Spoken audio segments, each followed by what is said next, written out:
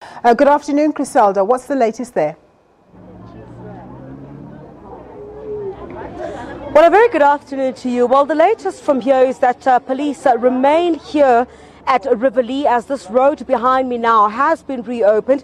They're trying to ensure that the community does not go towards that main road there, where many people would connect from this Riverlea area and also the side of Auckland Park through to Soweto. You would know that this road here behind me is one of the busiest, in particular during peak mornings and peak afternoons. So I think at this stage what they will do is remain here to ensure that the peak hour traffic this afternoon is not disrupted. What the residents are also saying is that while things have toned down quite significantly here in Riverlea this afternoon, they do plan to continue with their action this afternoon, and they said that they're also going to participate in that march to the Johannesburg Securities Exchange tomorrow to march against what they call exclusion, and will also participate in that march which will be called Blood Friday, where these communities, predominantly coloured communities, are saying that they want to highlight their plight on issues relating to a lack of economic development in their townships, as well as extensive drug abuse, they say, as a result of the high rate of unemployment, where young people in these communities are not able to get any employment, and they resort to things like drugs and getting involved in underhanded activities. Let's chat to one of the community members at this stage and find out what the plan is for this afternoon. Ma'am, I see things have toned down quite significantly at the moment. If you can come and stand this way. Do you know at all? We're trying to get official confirmation from police about exactly how many people have been arrested. Do you have any idea? About hoeveel julle 3 plus minus 10 people. But ons het nou net genoeg gehad van alles. En ons gaan nie stop until wat ons soek wat ons wil kry en ons gaan dit kry. Want ander plekke ons almal, as tyd dat ons almal nou saam moet staan.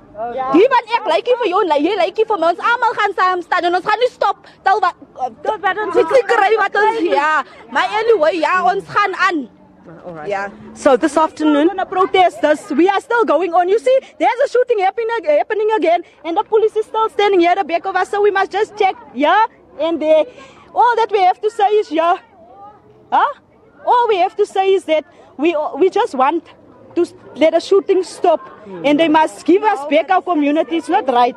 All right. Thank you very much for your time, ma'am. We'll just chat to you a bit later on, but one of those residents saying they're going to continue with their protest action, and they believe, again, as I had earlier reported, that police have been shooting at them, they say, unnecessarily, and they do believe that if you could look towards that direction, just right on top towards that direction, police have moved to the top of the block of flats from where I am standing at the stage, trying to ensure that quite a number of the areas that come into this community and out are covered by members of the South African Police Service.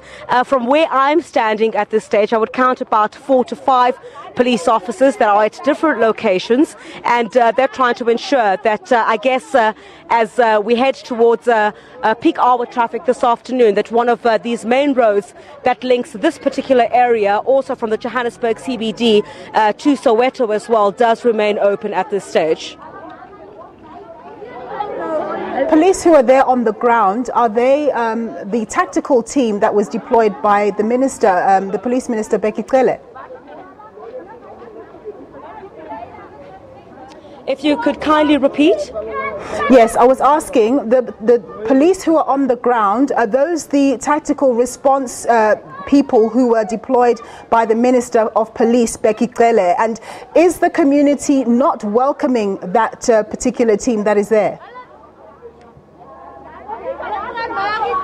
Well, you must recall that the tactical response team was deployed in Westbury, here in the south of Johannesburg, not here in Riverlea, where I am. The Riverlea coloured community have been the latest to join this action. They say in solidarity with what took place, or what was sparked by the killing of a woman in Westbury, and that's where we saw all of this now spread to the various coloured townships, including Riverlea here, which has been one of the last communities communities to join this protest action in solidarity or highlighting what they say is the scourge of drugs in Coloured Township. So it's not the tactical response team that has been deployed here.